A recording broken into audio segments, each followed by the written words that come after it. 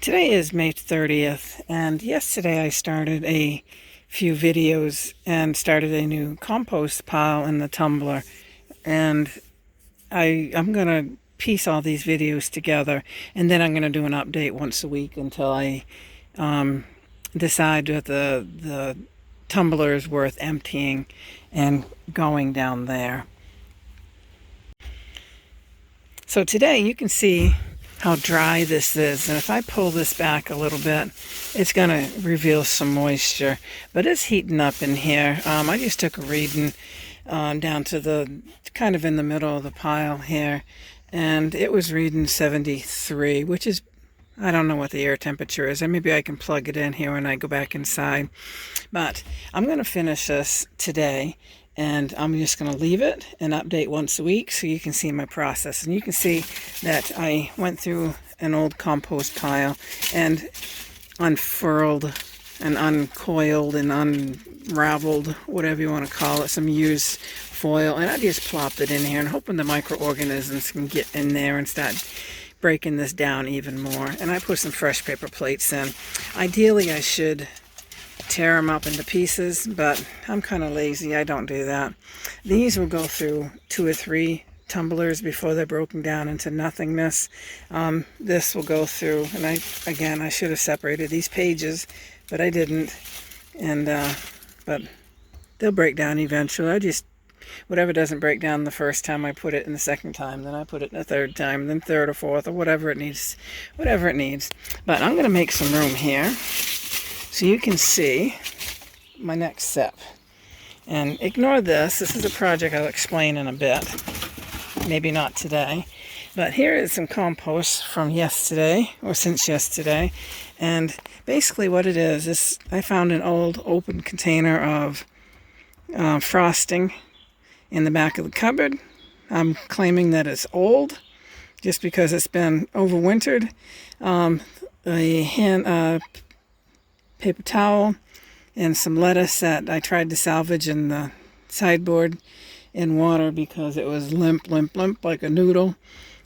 So I decided to just compost it. I'm not going to use wilted food. And as you can see, shake that out and set it aside. I decided to, let me take this little stick here that Paul used to start a fire with. And I chopped some of this up. And ideally, the faster you want compost, the smaller the ingredients, the pieces that you put in there. Here's an apple. Here's paper towels. Here's a little parchment paper. And here's some celery that I didn't chop up. And I didn't chop that up for a reason, because in another week when I come back through here and do another video, I will compare these chunked up pieces versus the solid pieces. And I have a little bit of yeast solution. I had to shake it up a little bit. This is wild yeast, so it's more like yeast water. And what I'm going to do, oh, the bugs are finding me, is I'm just going to drizzle a little bit in there. And that's probably the only time I'm going to do that. And this is wild yeast I've been cultivating. So I don't want to put the cover on too tight because I need the moisture to escape, the gases to escape. And I also have more wild yeast that I put into, remember when I told you about the frosting? I put some wild yeast in here, and with the sugars in the frosting, it's doing very, very well. So put that in there. Usually I don't do that, but I had this kicking around, so I decided to use it. Don't let good sugar go to waste, no matter what form it's in. And then I have some Lactobacillus that I made last winter. And this stuff goes a long ways, but it's filled with microorganisms. And I'll just put a little bit. I'm going to be a little generous today because I have plenty made up. And you can already see that it's dripping on me, so I'm going to hurry up and rotate this real quick so I don't lose that moisture.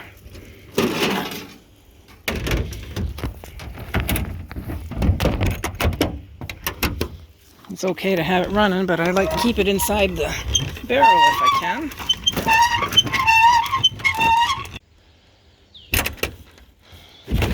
Yeah, that was a little squeaky. It needs to be oiled for sure. But I just gave this 2 turns, and you can see that, ooh, I can feel the heat. But I'd stopped it from dripping down there because I wanted the moisture to stay in here. And I added wild yeast mixed with a little bit of frosting we bought when somebody was coming. Wild yeast. This is wild yeast as well. I made this over the last 2 or 3 weeks. The Lactobacillus in here. I've been peeing in a bucket today just to show you this. Now, don't think that we're get some medical issues going because of the color of this, because it is also coffee grounds. Coffee grounds keep away the stench. So that's not the color of our pee. If it was, we'd be in trouble.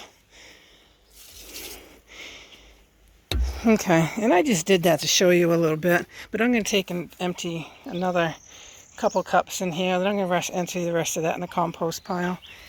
So then I'm going to stir this a couple more times, and I'll come back in a week and show you the breakdown. I wanted to mention too that when you pee in a bucket, whether it's for a compost or whether it's because you're camping or whatever, if you have any coffee grounds, use spent coffee grounds, throw some of that into your bucket, and that's going to help cut down your odors. And when you put it in your compost pile, it's going to create a lot of heat.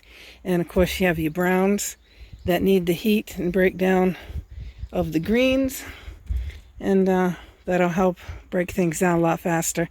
And coffee is filled with nitrogen, and the greens are nitrogen, so coffee grounds is considered a green.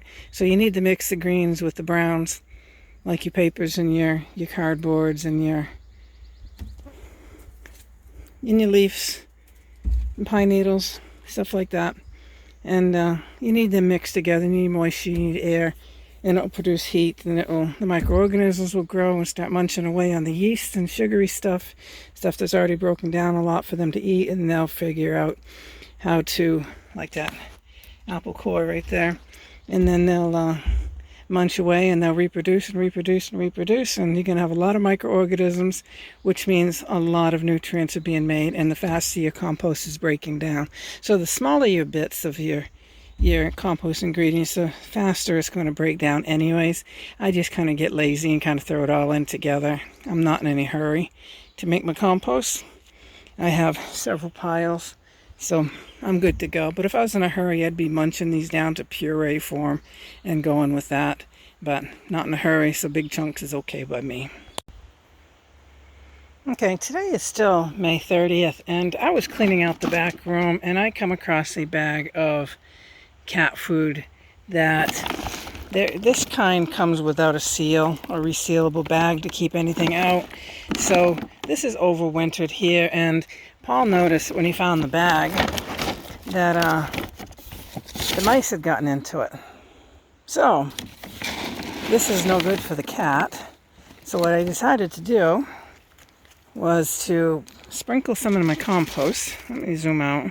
Sprinkle some in the compost, and I'll probably leave some out to let it be rained upon as well, and add it to other compost piles.